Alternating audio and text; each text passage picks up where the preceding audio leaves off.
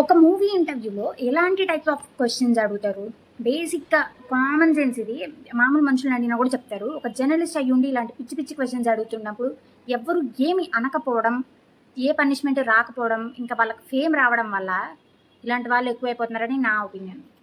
ఒకసారి చూడండి. మీరు హీరో మెటీరియల్ కనుక్కున్నారు.